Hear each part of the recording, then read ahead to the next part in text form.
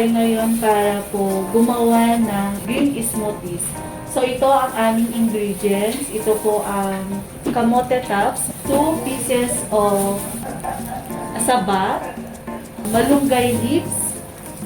Itong mga leaves natin is binabad po siya sa kalamansi at asin for 3 to 5 minutes para po mamatay ang mga pesticides at saka mga insects na dumapo po doon sa mga leaves. Ito po yung blender. So maglalagay po tayo ng isang basong tubig. Then kasama po yung 2 pieces of saba. And 5 pieces of kamote tops. And small handful of malunggay leaves. Ayan, i-blend po natin siya.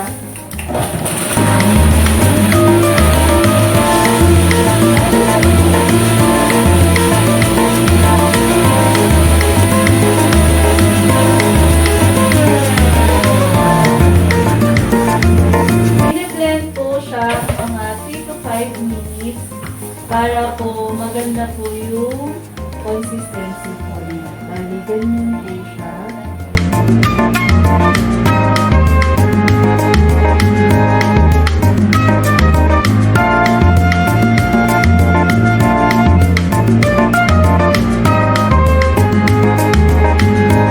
Ito na po ang ating green smoothies.